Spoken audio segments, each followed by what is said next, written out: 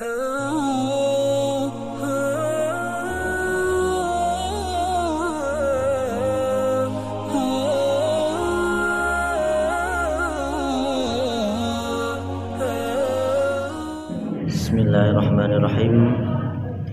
Assalamualaikum warahmatullahi wabarakatuh. Alhamdulillahilladzi hadana lihadza wa ma kunna linahtadiya laula an hadana Allah. Asyhadu an la ilaha illallah wahdahu la syarika lah wa asyhadu anna Muhammadan abduhu wa rasuluh. Allahumma fasalli wa sallim wa barik ala sayyidina wa maulana Muhammadin wa ala alihi wa ashabihi wa man sara bihadihi ila yaumiddin, amma ba'd.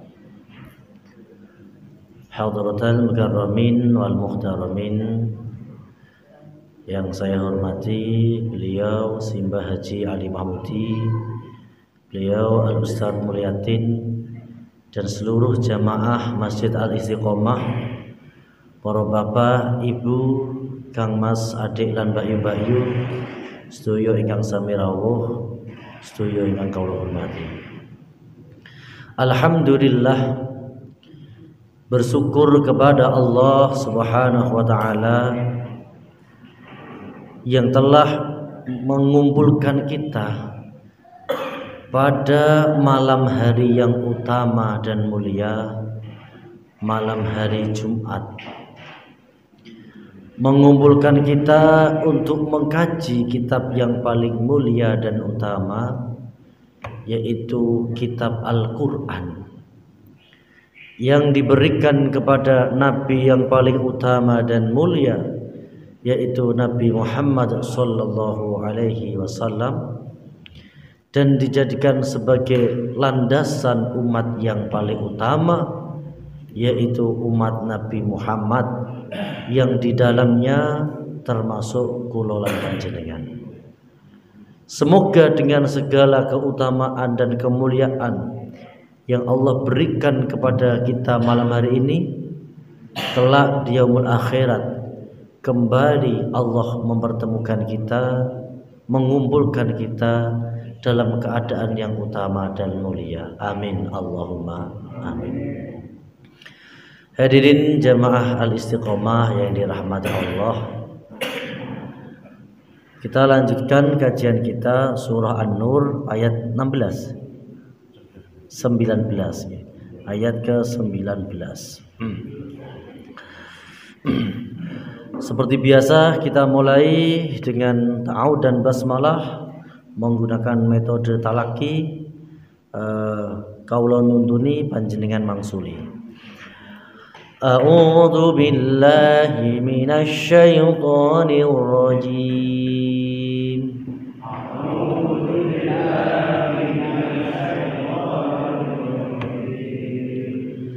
Bismillahirrahmanirrahim.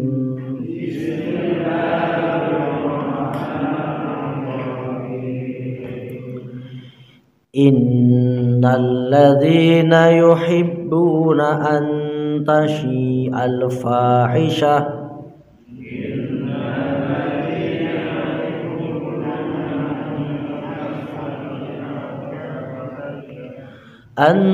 tasi'al fahishatu fil ladzina amanu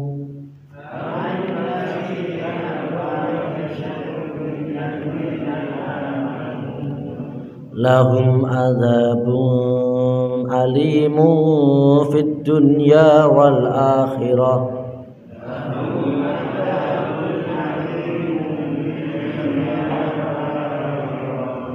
Wallahu ya'lamu wa antum la ta'lamun.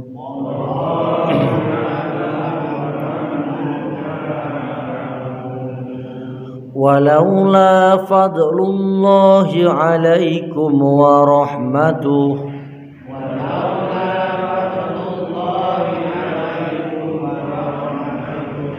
wa annallaha raufur rahim.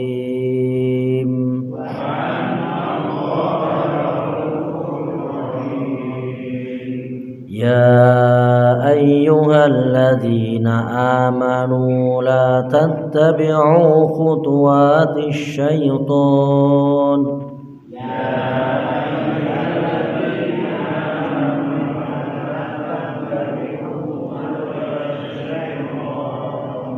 Wa man yattabi' khutuwatis syaitani fa innahu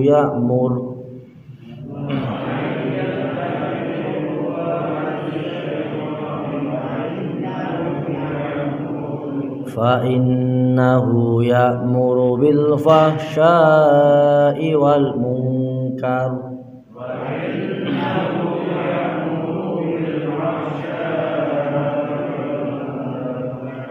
Walaula fadlullahi 'alaikum wa rahmatuhu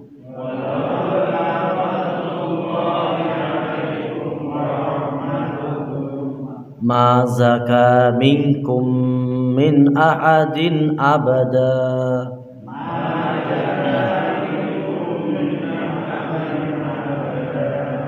Walakinallaha yuzakki man yasha.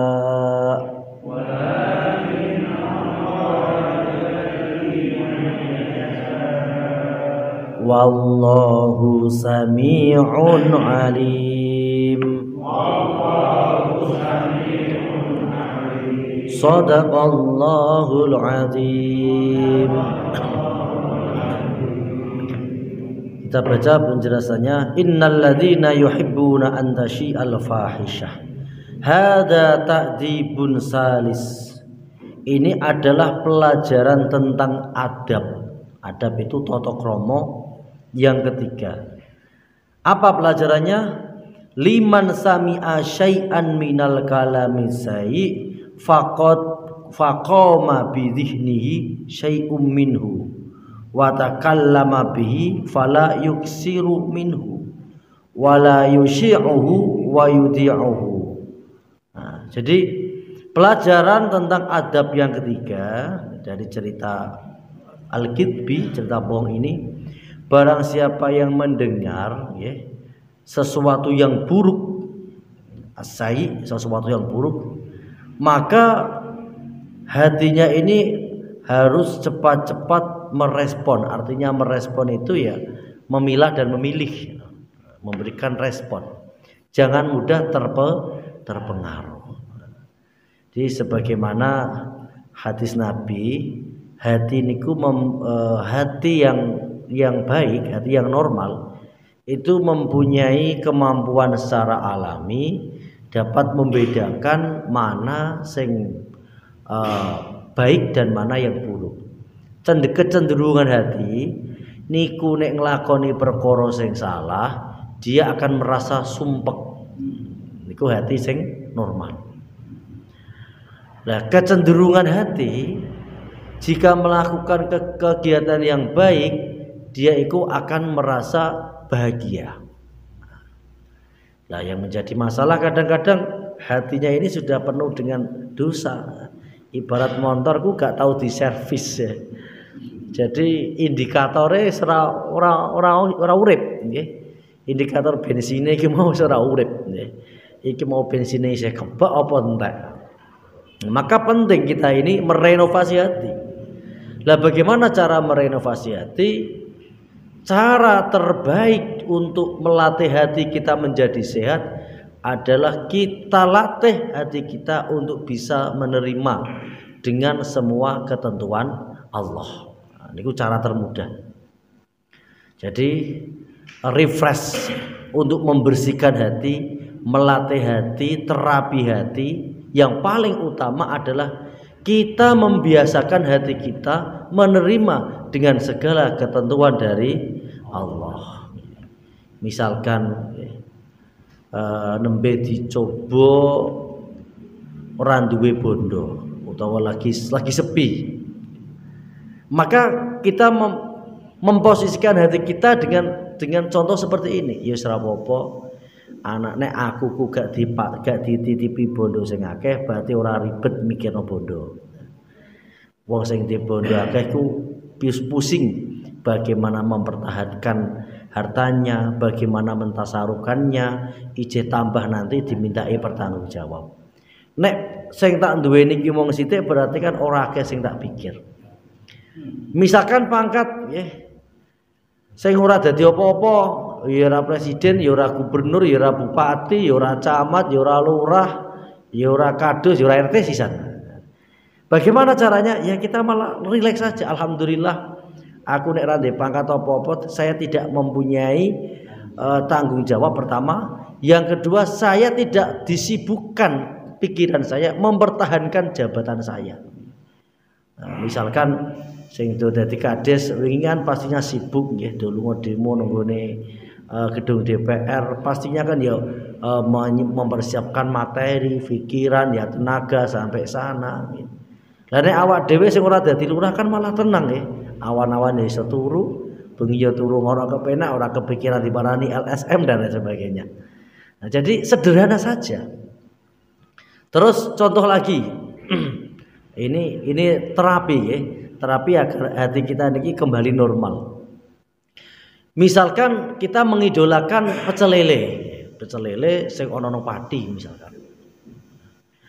Nah, kita berpikir sebenarnya awak dhewe niki iso ngrasakno nikmate pecel lele itu kan karena awak kita sehat.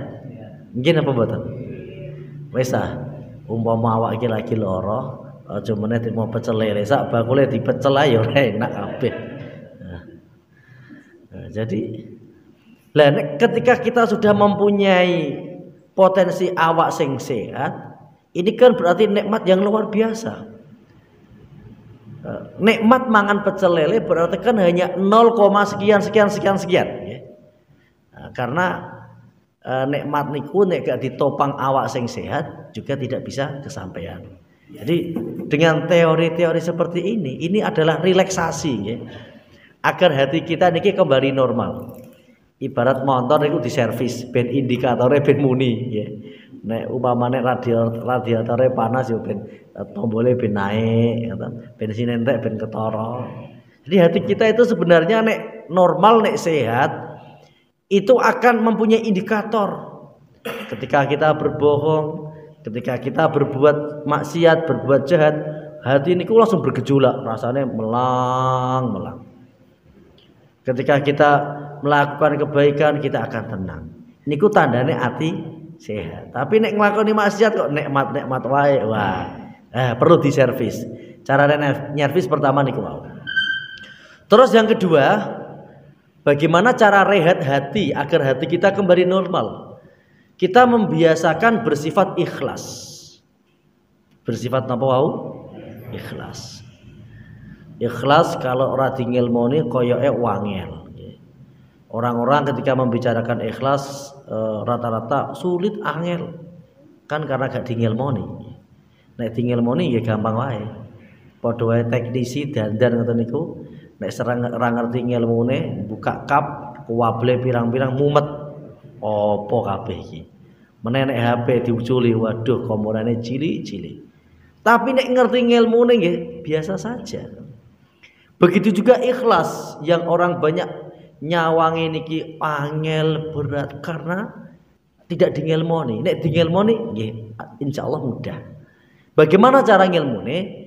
Kita menggunakan syariat, torekot, hakikat.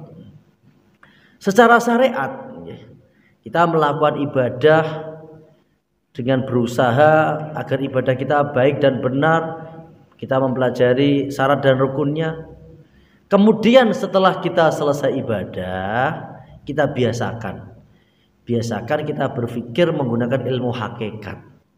Saya iso ibadah, iso ngaji, iso maca Quran itu bukan karena kemampuan saya, tapi semata-mata karena pertolongan dari Allah. Nek wis iso ngeten niki nggih, wis bener-bener nancep nggih. Apapun prestasi apapun yang kita lakukan bukan karena kehebatan kita, tapi karena kasih sayang Allah kepada kita. Lama-lama kita akan malu ya, akan hilang, pamrih kita akan hilang. Lah apa aku kok njaluk pamrih? Wong kabeh sing pitulunge Gusti Allah. Akhirnya nanti sampai tingkatan tertinggi, bahkan nyuwun swarga karo Allah niku isin. Nah, karena sampai pada tingkatan tertinggi saya bisa beribadah, saya bisa bersedekah adalah dari kasih sayang Allah. Sing tak sedakono, sing tak nggo ngamal bandane Allah. Jadi apa yang njaluk swarga niku isin karo Gusti Allah. Nah, ini tentu perlu latihan ya. Makanya orang-orang yang sudah sampai dan membiasakan ikhlas, dia itu akan selalu bahagia. Akan sulit untuk kecewa. Karena biasanya orang kecewa itu karena napa nggih? Karena merasa dia penting, merasa berjasa, sehingga suatu saat kenyataan tidak sesuai dengan ekspektasinya, dia akan kecewa. Misalkan kayak guru, ya kula kan guru. Ya. Jadi mengajar anak-anak. Ya. Ketika ini dilengilmoni dengan ilmu yang benar, aku iso ngajar, iso didik bocah-bocah itu bukan karena kehebatan saya, tapi karena kasih sayang Allah kepada saya. Akhirnya suatu saat ketika anak ini mungkin ketemu nang dalan, orang nyomo mungkin kita dia tidak kurang menghargai, kita akan biasa. Sebab apa? Kita sudah meneguhkan hati kita bahwa itu bukan prestasi kita. Itu semua prestasi dari kasih sayang Allah Subhanahu wa taala. Betapa banyak orang yang di kemudian hari merasa kecewa karena telah melakukan sesuatu, karena telah memberikan sesuatu, itu karena itu tadi kurang ikhlasnya. Kalau kita membiasakan ikhlas kepada apapun dan siapapun, kemudian di suatu saat nanti di kemudian hari ternyata orang itu tidak bisa berbuat yang sesuai dengan keinginan kita, kita akan lilo legowo. Maka di dalam ilmu sedekah itu ada istilah manna. Manna itu ngundat-ngundat di cara wong Jawa. Itu artinya apa? Di kemudian hari. Ukurannya di kemudian hari. Kita mendidik anak, mendidik santri, mendidik murid ini bisa ikhlas dan tidak itu ukurannya di kemudian hari. Mereka delala bocah niku ya ora patek. Ya lali, cara wong lali karo jasane gurune lah. Lali ketemu ya ora nyompo, bodoh ya ora moro ya. Nek bisa ikhlas dan tidak marah itu berarti ikhlas tenan. Tapi nek isih kowe bocah iku lho mbiyen gendeng tak pinterno, cilik tak gedheno, saiki lho bodoh ya ora gelem ora omahku. Kok banget tenan. Nah, ini masalah berarti. Karena merasa itu prestasi dari prestasi kita.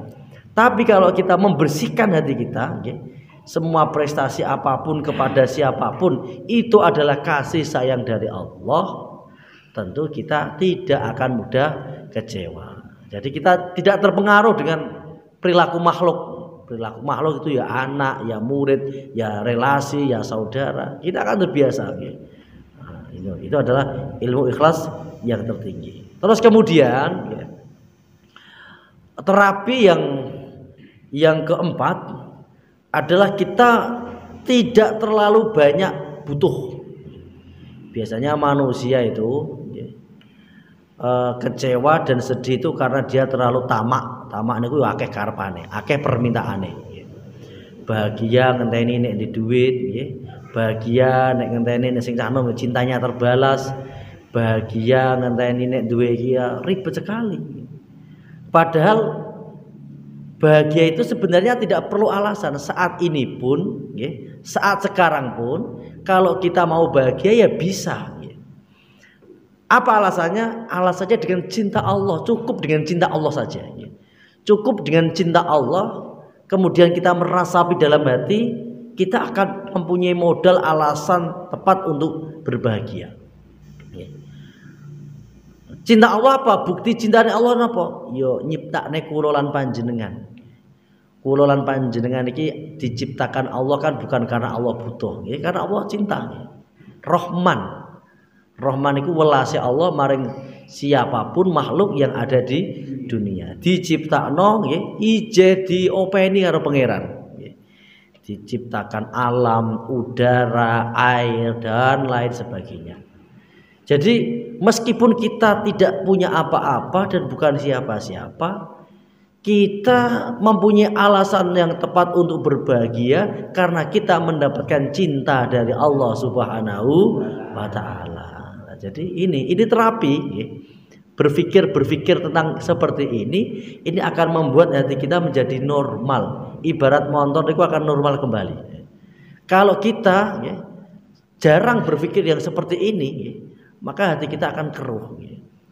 Jadi hati kotor itu kan dengan maksiat, dengan dosa. Lah bagaimana cara membersihkannya? Ya tadi yang saya omong pertama dengan kita belajar menerima dan berbahagia dengan segala ketetapan Allah. Yang kedua dengan ikhlas, yang ketiga dengan syukur. Kemudian yang keempat kita eling-eling angen-angen cintanya Allah kepada kita, sifat rahmannya Allah kepada kita. Jangan sampai dengan hanya satu masalah, karena hanya satu masalah, satu musibah yang menimpa kita melupakan ribuan, triliunan nikmatnya Allah, cinta kasihnya Allah yang telah dicurahkan kepada kita sejak kita lahir sampai sekarang. Makanya kula lan panjenengan niku sering diwelehke pangeran teng Al-Qur'an, wa in ta'uddu nikmatallahi la tuhsuha. Apabila kita menghitung nikmatnya Allah, kita tidak akan mampu menghitung.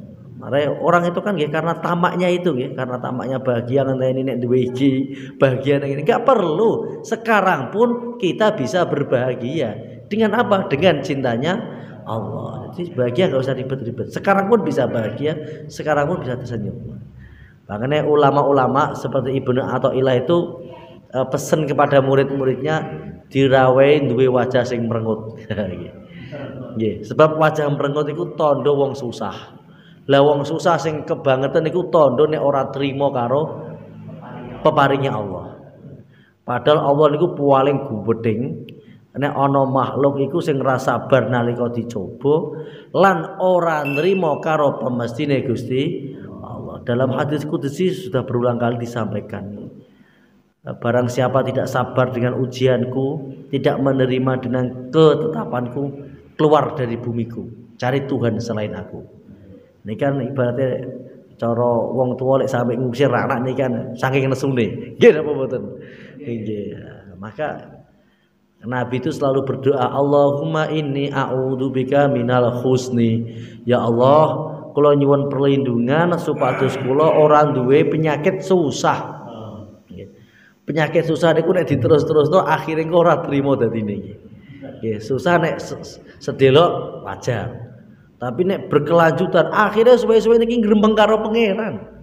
Nek diterus-terusno asile merengut terus susah, suwe-suwe akhirnya ora trimo karo takdire Gusti Allah, bahaya besar. Maka jare Ibnu Athaillah dikon selalu tersenyum, berbahagia. Jadi bahagia itu sebenarnya bukan tentang materi. Bahagia itu adalah tentang hati. Takdibun innallaha ta'ala innal ladina yuhibbuna an tashi'al fahisha fil ladina amanu lahum adzabun alimun fid dunya wal akhirah. Wong-wong sing seneng nyebarke Allah iki bakal diadab Allah mulai dunia sampai akhirat. Ini ada penjelasan hadis tentang ini. Hadis yang menguatkan ini diriwayatkan dari Imam Ahmad dalam musnadnya Imam Ahmad. Niki sanadnya mutasil, berarti sahih ini. Hadisnya ngeten. La tu'du ibadallahi wala tu'ayyiruhum. Aja pisan-pisan nyepelekke, nglarani kaulane Allah.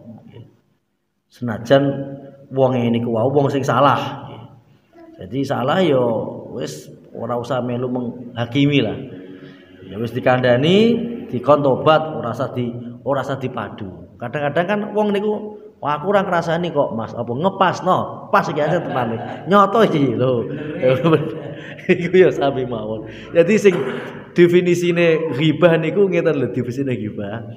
kira-kira perkara niku nek dikrungokne karo wong iki nesu, iku ya ghibah. Senajan bener nggih. Jadi tidak hanya fitnah toh. Misalkan Faza ini sing kameramen ini dia bar tok takziran misalkan. Kan bener aja faktanya real, bar dihukum bar digundul nggih misalkan. Iki terus kemudian Sobirin sing sandinge niki niku menceritakan, "Oh iki bener kejadiannya fakta kok." Iya meskipun iku fakta, nek iku mbok critakane nek ndung wonge nesu, iku jenenge ghibah. Jadi ora kok ngepasno niku mboten ono nggih. Senajan meskipun orangnya itu bersalah pun ya wis aja dicela. Wala tatlubu auratihim fa innahu man talaba aurata akhi al muslim talaba Allah auratahu hatta yafdohahu fi baitihi. Aja luru-luru kesalahane koncone. Jadi jangan suka menjadi orang yang nopo kepo. Ono apa? Berita apa mau? Ndungo ora kowe ya. Ora usah dibicarakan. Sebab ada teori sunatullah ini sapa wonge sing luru-luru kesalahane sedulure Islam niki aurate aibe ndekne ya bakal diwirang-wirange Allah bahkan fi baiti sampai dalam rumahnya. Makanya kiai-kiai niku pesen nek ana wong keliru ana wong salah ora sambo elek-elek, ndak marai nular. Jadi Allah niku gak seneng wong sing menghakimi. Wong sing tukang menghakimi ku pangeran, kowe kok ikut campur urusane pangeran. Akhirnya kok diwelehke karo pangeran nggih. Nggih. Betapa banyak orang-orang itu diuji dengan ucapannya. Nggih. Ucapan apik wae diuji apa meneh ucapan elek nggih. Nabi Ibrahim niku kan berulang kali saya ceritakan nggih. Ketika tiangnya dermawan, anggere ana tamu disembelihke sapi, terus kemudian tamu-tamune jenengan niku lho kok iso ngeten iki? Oh, jawabane iki jenenge wong nggih.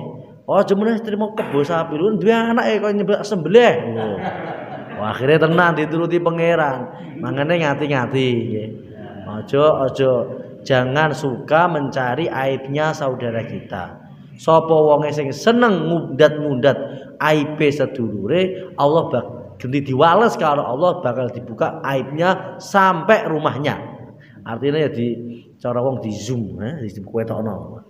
Karena nek ora kepengin aibe dibicarakan orang lain, ya jangan membicarakan aibnya orang lain. Jadi ketika ada perkumpulan misalkan lagi dong ngrasani sapa misalkan santri-santri ngrasani kancane terus ndekne melu-melu seharusnya niku mikire ngeten nggih. Oh iso wae ngene iki nek pas ora ana aku sing dibicarakan ya aku. Kan dadi mikire ngoten. Jadi jangan terlibat. Wah aku ku yo moh nek moh dijiwit ya aja jiwit lah. Niku sunatullah. Wallahu ya'lamu wa antum la ta'lamun. Allah niku ngerti dan kalian tuh tidak pernah tahu. Artinya Allah tuh ngerti apa sing mbok bicarakan, apa sing mbok rekodo. Ya aku ngerti kabeh bakale diwelehno karo Gusti Allah. Ora usah luru-luru kesalahane wong, mundak mangke diwalek karo pangeran, genti aibe didoh-dohke. Lanjut walaula fadlullahi alaikum wa rahmatuh wa annallaha raufur rahim. Tafsiran dari Ibnu Katsir, ai hadzal kana amrun akhar. Maksudnya ini adalah perintah lagi. Walakinnahu ta'ala raufun bi ibadihi rahimun bihi. Jadi seandainya Gusti Allah niki ora maha pengasih nggih, ora welas karo kaulane nggih. Wong-wong sing do melu terlibat membicarakan tentang Aisyah berita bohong itu akan diazab. Tapi Allah masih mempunyai sifat Raufur Rahim. Fataba ala man taba ilaihi min hadil qadiyah. Maka Allah menerima tobatnya orang-orang yang mau bertobat. Wa tahara man tahara minhum bil hadi. Dan Allah mensucikan orang-orang meskipun telah kena had. Sing dimaksud iki Mistah dan Hasan. Mistah niki nggih saudarane Abu Bakar, ponakane nggih tapi melu gosipno Aisyah. Akhirnya ya dicambuk, melu dicambuk. Tapi dia menyesali dan mau bertobat nggih. Akhirnya ya ditampa tobate. Lah Abdullah bin Ubay bin Salul niki ra gelem tobat dene. Ya wonge padha-padha dicambuk, ning kan wonge napa niku leh nang atine kan gremeng. Padha karo kaya santri nggih. Padha-padha santri misalkan bolos ra melu ngaji apa turu. Iki dihukum kiyaine misalkan dihukum ustaze. Kan ya ana sing dihukum niku lila legawa. Artine ridho wis tak lakoni dihukum ya ora apa-apa, sesuk tak ati-ati. Ya ana tipe santri iki sing nganu sing gremengan, dihukum terus ya wonten niku. Lah sing tukang gremengan niku elek. Sing apik ngoten niku ya wis nyatane kesalahane wis dilakoni, lek nyatane ya tenan ya. Jadi ditakzir ya wis lila legawa. Ini berarti ada kemungkinan akan menjadi baik. Tapi nek sing ketika ditakzir dengan kesalahan niki gremeng, itu berarti dia tidak mengakui bahwa dia sedang berbuat salah. Lah iku penggene Abdullah bin Ubay bin Salul. Padha-padha dicambuk nggih. Nek miso dicambuk niku tiyange sadar menangis, ya Allah, aku niki kula salah Gusti, wis kula manut. Nek Abdullah bin Ubay bin Salul tiyange wah ngene kok ya malah bolak-balik ngene iki terus. Gremeng ati beda-beda nggih. Jadi makanya ana wong sing di penjara narapidana niku nang kono kapok tenan, ya ana sing kapok lombok bal dibaleni nek malah. Nah, maka ini akan menjadi kembali kepada usahanya masing-masing. Ya ayyuhalladzina amanu la tattabi'u khutuwatis syaitan. Yakni taraifatun wa masalikah. Orang-orang beriman ojo pisan-pisan nglakoni dalan-dalane ajakane setan. Ini ada seorang ulama diceritakan ya. Syekh Yazid Al-Bustami. Syekh Yazid Al-Bustami niku nggih kekasih pangeran. Memang ada orang-orang itu yang memang dikersake Allah iso ngerti setan. Kan kemarin tak terangkan, ada kemungkinan orang bisa melihat setan satu. Jadi wow, orang-orang yang memang diizini Allah. Itu izin Allah seperti nabi, rasul, ulama-ulama yang memang diparingi izin. Yang kedua indigo itu orang yang dalam dirinya ada jin. Jadi wong sing ngoten iki ya karena hanya jin yang mampu melihat jin. Yang ketiga pembohong, orang ngerti ngetok macam-macamnya melu cerita. Oh iya aku ya roh padha wae ya. Lah nek saya Yazid Al-Bustami niki weruh tiange ketika wiridan nggih. Sing diwaca wiridane niku kemudian ditemoni karo setan iblis. Saya Yazid, tolong wiridanmu iku aja mbok wehno, aja mbok ajarno maring sapa wae. Sebagai kompensasinya, saya berjanji tidak akan nggodho semua keturunanmu. Nek wong lek gak digodho setan niku berarti kan akhirnya dadi apik kan. Akhirnya dipikir karo mulai, dipikir. Tapi Syekh Yazid Al-Bustami niku kejaba waline Allah, dia mempunyai ilmu nggih. Kan perlu ilmu, orang ngawur maksudnya. Oh iya. Lah nek aku iki manut orang ngajarno iki berarti aku wis masuk tipu dayane. Ya aku iki malah nuruti setan. Langsung balik kanan. Langsung cara saiki speaker diundekno. Woi, woro-woro ini kabeh. Diwarahno, wiridane diwarahno. Wiridane niku ya wiridane ayat kursi niku lho maksudnya. Ayat kursi dikon ulang-ulang, dikon memahami. Jadi tidak hanya sebagai ritual diwaca tapi dipahami. Kados pas khotbah kula nika menerangkan tentang ayat kursi, ya dipahami. Akhirnya diwarahno. Lah setane wah bolak-balik ya iku sing mari aku kalah ya nek wong sing duwe ilmu. Jadi wong sing duwe ilmu niku mari setan niku ketar-ketir kalah dene. Karena orang yang mempunyai ilmu itu mempunyai kecenderungan berpikir akademik nggih. Tapi nek orang hanya baik kok wong soleh niku apik. Tapi nek gak dilandasi ilmu kadang-kadang ya ono ngawure. Contohnya ngoten, wah ya beneran ya Allah, nek anakku gak dikudusan wis ora apa-apa akhirnya menang. Padahal iku mau nek dipikir ya iku jenenge nuruti setan ya iku mau. Makane wala tatabi'u khutuwatis setan. Setan iku licik nggih, pokoke licik. Wa may yattabi' khutuwati syaitan fa innahu ya'muru bil fahsya wal munkar. Sapa wong sing nuruti setan ya dia akan memerintahkan ajak-ajak fahsya wal munkar. Hada tangfirun. Ayat ini adalah ayat yang medeni wa tahdhirun dan memperingatkan min dalika bi afsahi ibarah, dengan ibarat-ibarat yang sangat jelas. wa uballighuha wa ajzuha wa ahsanuha. Qala Ali bin Abi Thalhah, Ani bin Abbas. Ini Ali bin Abi Thalhah niki tabi'in, muridnya Ibnu Abbas. Khutuwati syaiton sing dimaksud langkah-langkah setan iku napa? Amalahu, ya perbuatane setan. Perbuatane setan sing pertama kali setan niku berbuat salah niku pertama kali niku hasud. Napa? Hasud. Ketika Nabi Adam diciptakan kemudian didampingi oleh Hawa, mereka dua sejoli nggih, kemana-mana berdua, berjalan berdua. Setan niku hasud. Hasud niku gedeng nek ana wong bahagia. Nggih. Cara bahasane niku ya iri lho. Gedeng nek ana wong bahagia dan berusaha untuk menghilangkan kebahagiaan iku. Setan pertama kali kesalahan niku hasud karo Nabi Adam. Tapi bocah lagi ndiki sore kok wis koyo takete hasud iki. Akhirnya setelah hasud tumbuh kesombongan, gedeng dhisik maune. Suatu saat ketika ada sebuah momen nggih, semua malaikat termasuk iblis dikon sujud karo Nabi Adam, semuanya mau. Iblis gak gelem. Sebab apa gak gelem? Wis hasud dhisik, wis gedeng dhisik. Durung-durung wis gedeng. Dadi wong niku anggere wis gedeng sik niku cek emas lah ya dadi ra kanggo. Moh aku. Nek sing ngandani kowe ra tak gugu. Lah iku berarti khutuwatis syaiton. Nah, ngoten maksudnya Ibnu Abbas. Wa qala Ikrimah naza'uhu, kesesatane. Wa qala Qatadah, Imam Qatadah lebih umum. Kullu maksiatin fahiya min khutuwati syaiton. Apa-apa maksiat itu adalah bagian dari langkah-langkah setan.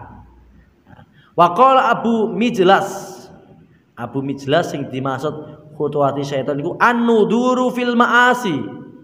Jadi nadar nglakoni maksiat itu bagian dari setan. Jadi aku engko nek iso nek kaya semene penanggap dangdut misalkan. Lah, iku jenenge khutuwatis setan. Niku sing ngendika Abu Mijlas.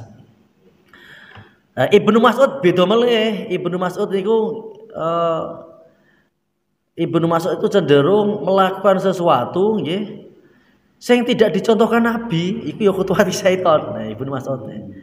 Nah, contohnya ngeten, "Inni haramtu an akala tu aman wa samahu." Aku ora bakal mangan iki. Lho padahal barang-barang halal kok mau hindari lah apa. Kecuali nek iku mau lara. Cara bahasane niku ya bid'ah ngono. Jadi nganak-nganake perkara sing ora ana.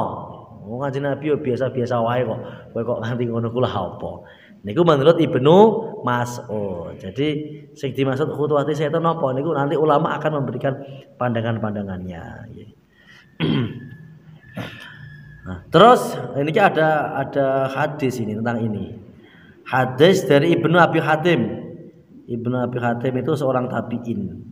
Hadasana Abi nggih. Di Hatim niku bapake. Hadasana Hasan bin Abdullah Al-Misri, hadasana As-Sa'idi bin Yahya an Sulaiman At-Taimi an Abi Rafi'. Redaksine mawon langsung niki. Abi Rafi' qala, "Ghadabat ummi ala imraati." Suatu saat nggih, ibuku iku nesu karo bojoku nggih. Ya maratuwa lagi nesoni mantune lah. Hiya yauman yahudiyatan wa yauman nasraniyatan. Kadang-kadang nek nesu nggih mantune dari wong Yahudi. Engko kadang-kadang nesune wong Nasrani. Nah, akhirnya napa niku lho sing mantune niku sing bener piye le Bu? Iku nesu aku kadang mbok Yahudi, mbok Nasrani. Terus wa kullu mamlukin laha kharun, sehingga ibune niku wau saking ra senenge karo mantune, wis ngono. Iki engko angger kowe gelem menceraikan istrimu, kabeh budak-budak kita merdekakno. Ya, budak muda itu kan berarti ya sebenarnya baik nggih. Merdekakno budak niku kan baik, tapi menjadi tidak baik kan karena ada sentimen niku wau, nggih. Ada sentimen. Jadi lah niki wau termasuk khutuwatis syaiton. Jadi berbuat meskipun kebaikan tapi berlandaskan dengan keburukan nggih. Merdekake budak niku kan baik. Tapi landasannya kan karena wong ora seneng karo mantune. Lah iku dadi ora apik ngoten lho maksudnya. Nah niki termasuk khutuwati setan, nuruti nafsu. Nafsu niku saka setan. Walaula fadlullahi alaikum wa rahmatuhu ma zaka minkum min ahadin abada walakinallaha yuzakki man yasha. Umpama Allah niki orang memberikan rezeki taubat nggih. Jadi rezeki niku tidak hanya uang. Saya ulangi lagi, rezeki itu tidak hanya uang, jabatan. Tobat niku termasuk juga rezeki. Jadi wong dikei sadar, dikei hidayah, gelem tobat itu termasuk rezeki yang luar biasa. Duwe anak sing soleh-solehah nggih rezeki, duwe bojo sing setia nggih rezeki. Jadi itu termasuk salah satu keluasan kita agar kita bisa bersyukur. Jadi jangan mendefinisikan rezeki itu tentang materi saja nggih. Nah, jadi duwe anak sing apik, tangga sing apik, keluarga sing apian, itu juga bagian dari rezeki. Lah diparingi iso sadar tobat itu juga bagian rezeki. Walau la fadlullah alaikum wa rahmatu ma zaka minkum min ahadin abada. Umpama Allah ki ora duwe sifat welas, sifat fadl, maka kalian itu tidak akan mampu membersihkan diri kalian. Artinya orang mungkin bakal iso sadar kemudian tobat. Berarti anane orang-orang iku iso do tobat, iso do sadar, iku ngono semata-mata hakikate karena welase Gusti Allah, bukan karena amal. Seumpama hidayah itu karena amal, Umar itu tidak akan mendapat hidayah. Lo jelas Umar niku kan preman, ngeteme nang pasar ukat menggene gelutan. Ya ora tau ngamal apik blas wong ora wong kafir. Tapi hidayah itu mutlak miliknya Allah, bukan karena amal. Nek Allah menghendaki ya maka akan taubat. Nah nyatane Umar sing asile wong kafir wae iso tobat dan kemudian menjadi bagian dari pejuang Islam. Walakinallaha yuzakki may yasha. Gusti Allah itu mempunyai hak, mempunyai kehendak membersihkan siapapun yang ia kehendaki. Wallahu samiun alim. Gusti Allah niku maha midanget nggih, mendengar apapun perilaku makhluk, alim dan mengetahui nggih. Sifat weruhe Allah itu sangat tidak terbatas dan wala yuhituna bi syai'in min ilmihi illa bima syaa nggih. Makhluk itu tidak diberi pengetahuan kecuali hanya sedikit saja. Jadi ilmune manusia itu dibanding ilmune Allah itu jelas gak banding. Ya, demikian penjelasan dari surah An-Nur ayat ke-19 sampai 21. Selanjutnya kita buka sesi tanya jawab, monggo. Nggih, monggo.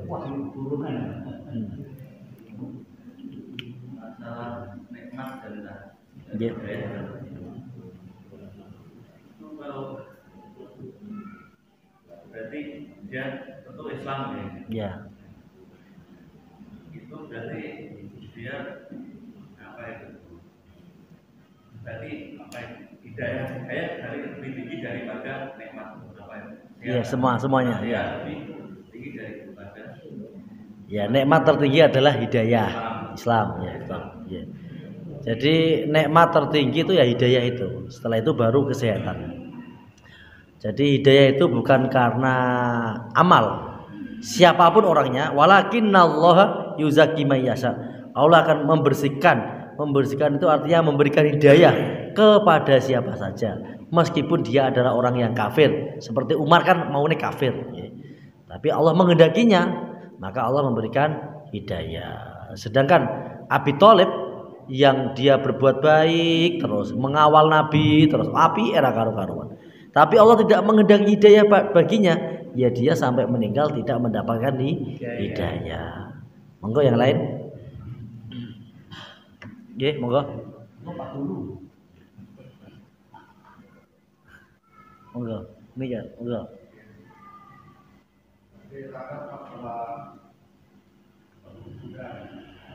Kalau pengguna masalah dari yang sudah berumur untuk manusia itu kan jelas kan. Namun ada yang berumur itu baru berumur sekitar 1 atau 2 bulan. Itu apakah termasuk itu atau Jadi pada dasarnya pengguguran apapun itu tidak dibenarkan di dalam agama karena itu melawan dari ketentuan Allah. Kecuali jika menggugurkan itu karena ada alasan. Seperti kemarin kula niku ngisi teng rumah sakit Suwondo ada kasus pasien niku dia penyakit nopo jadi tidak normal kandungannya, iki nek dibiarkan nanti juga anaknya juga enggak selamat, ibunya juga enggak selamat, maka akhirnya terus ya terpaksa digugurkan. Dan pasien ini akhirnya depresi itu akhirnya rumangsane ini itu telah membunuh anaknya. Jadi minta pencerahan. Jadi kalau tidak ada alasan itu tidak boleh. Jadi usia berapapun sudah potensi ada kehidupan, itu tidak boleh. Karena melawan dari takdir Allah itu tidak boleh. Lagi alis niki dijabuti tanpa apa nggak boleh, apalagi sampai berhubungan dengan nyawa. Meskipun 1 bulan 2 bulan itu kan belum ada tanda-tanda nyawa, tapi itu termasuk bagian dari melawan ketentuan Allah, tidak diperbolehkan. Monggo yang lain. Monggo Mas ibu-ibu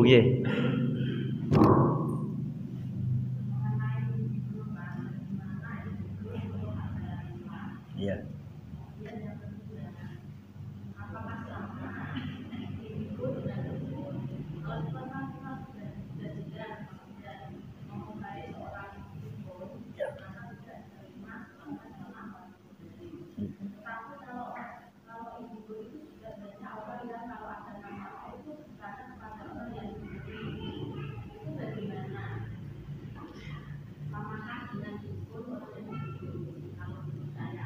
Ya. Jadi indigo itu adalah seorang anak yang di dalam dirinya ada jin. Dan sifatnya jin itu tidak seperti manusia.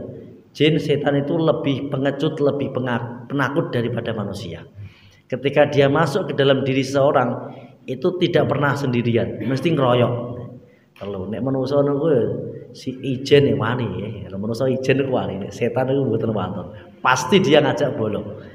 Lah, orang-orang yang di dalam dirinya ada jin, sebenarnya mereka itu justru malah wong yang perlu disakeni. Karena orang seperti ngeten iki kehidupannya bener hancur dia mengalami sesuatu yang tidak normal dalam kehidupannya. Misalkan bengi sing asline wong iso nikmat turu, dene gak nikmat. Mangan yo gak nikmat. Akhirnya sebenarnya dia itu harus ditolong. Nah, kemudian sekarang itu muncul fenomena orang-orang indigo seperti itu justru malah didatangi dan mintai sesuatu, mintai tolong. Nah, ini sebenarnya seperti di dalam surah Jin, innahu kana rijalun minal insi ya'uduna bi rijalin minal jinni fazaduhum rahaqa. Jadi orang yang bertanya kepada orang indigo itu berarti kan pada dasarnya dia kan bertanya pada jin, karena dalam dirinya ada jin. Nah, orang-orang yang seperti ini, jin itu orang yang mendatangi orang indigo kemudian bertanya sesuatu kepada jin, padahal jin itu sifatnya al-kadzib, jin itu bohong. Jin itu sifat dasarnya pembohong. Ya sama sebagaimana dia mendatangi dukun. Karena dukun itu kan harus didefinisikan. Makanya sesuatu itu harus ada definisi. Sing diarani dukun iku apa to? Nah, kita harus bisa menjawab. Sing diarani dukun iku siapapun orangnya, ya pokoke sapa wae. Sing ngaku-ngaku ngerti perkara gaib iku berarti masuk, ngoten. Iya, jadi anggere wong sing ngarang-ngarang nggih, ngarang-ngarang ngerti perkara gaib iku masuk. Wis jenengan sik apik indigo wong anggere ngomongnya iku ngarang-ngarang nggih, artine ngaku-ngaku disiki kersa perkara gaib ya kuwi dukun. Baik indigo, indigi seperti ndak peduli wae.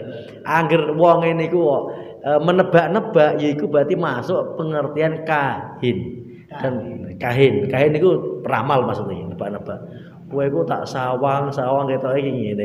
Pancen raine sawang arep ketoke lagi nanti duit. Ya aja tenan. Jadi dukun niku biasanya niku hanya menyimpulkan lek cerita niku wong cerita ditunggono atau disimpulkan. Tapi ini atau dibumbui koyok-koyok ngerti. Lah itu jenenge kahin. Meskipun dekne niku indigo jadi dia mempercayainya ya kita akan merusak ibadah kita. Innahu kana rijalun minal insi ya'uduna bi rijalin minal jinni fazaduhum rahaqa. ono wong dari manusia sing minta perlindungan tanya sesuatu kepada jin, akhirnya tidak ditambah apa-apa kecuali ditambah kesesatan. Karena jin dasarnya podo-podo ora ngertine padha wae. Nggih, padha wae ora ngertine nggih. Jadi jin dukun itu pasca diangkatnya Nabi Muhammad sebagai utusan, niki penjagaan pintu-pintu langit diperketat, dipersenjatai malaikat dengan panah-panah api. Ketika jin niki apa itu mencuri-curi informasi dari sana, niku dipanah karo malaikat. Nek zaman sebelum Nabi Muhammad diutus, niku jin niku biasa ya cara saiki LSM nggih. Ngompang-ambing ndungu informasi diduwitno, ngompang-ambing ndungu informasi diduwitno. Ngompang-ambing nuri informasi terus dibumbukan ke sana, dikok ngene dukun, satu fakta dibumbui beribu-ribu hoax. Nah, itu penggaweane jin. Nah saiki ora iso. Jadi wis murni hoax kabeh saiki malah. Jadi ngoten sama saja. Yang lain sebelum berakhir waktunya? Nggih, monggo.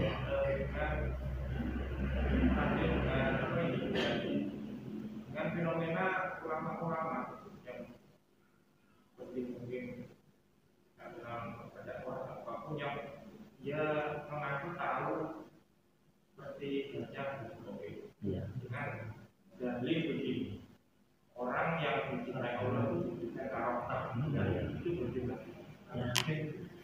Ya memang sebenarnya orang-orang yang dekat dengan Allah itu kan mereka juga mempunyai kemungkinan ya diberi keistimewaan, tetapi kan tidak dikomersilkan biasanya kan ngoten. Jadi mereka itu tahu ya bukan terus didodoke dan sebagainya. Jika potensinya ini dikomersilkan ya, ibaratnya cara wong dukun yang ora wudu ora rukun kan ngoten. Nah itu berarti dia sudah melewati batas atau tidak masuk dalam kriteria ulama atau kekasih Allah yang diberikan itu. Kan kita lihat syariatnya ya. Ketika dia berbicara tentang ini, berbicara tentang ini atas dasar dia melepuk, berbicara ini itu atas dasar dia dikomersilkan, berbicara ini itu kemudian dia ada kesombongan dalam hatinya, berarti dia tidak bisa dikategorikan sebagai para kekasih Allah yang diberi kelebihan-kelebihan ya. Nah, hal-hal yang seperti ini itu masuk ya, siapapun pokoknya, siapapun mau berlabel apapun, sebenarnya kita itu kan di Al-Qur'an sudah jelas ya. Wallahu alimum bidzati sudur, hanya Allah yang tahu hatinya manusia. Jadi ora ana wong sing iso ngerti atine ku mang piye mboten saged. Malaikat saja ndak bisa membedakan kok. Malaikat itu pokoknya anggere apa ya ditulis. Masalah ikhlas dan tidak itu kan kok sing nyeleksi Allah.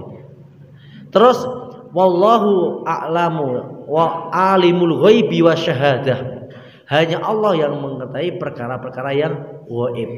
Jadi ya mengenai perkara-perkara gaib ini kita kembalikan semuanya kepada Allah. Jadi kita jangan terlalu percaya, mudah percaya ya, dengan orang-orang yang mengaku-ngaku mengetahui dengan perkara yang gaib. Jadi gaib itu ya wis urusane Allah lah.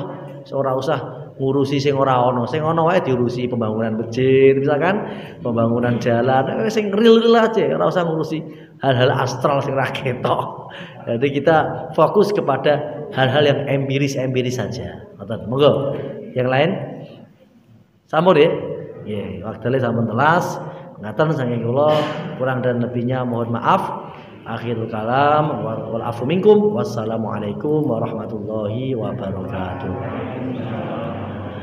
Subhanakallahumma wa bihamdika asyhadu an la ilaha illa anta astaghfiruka wa atubu ilaik.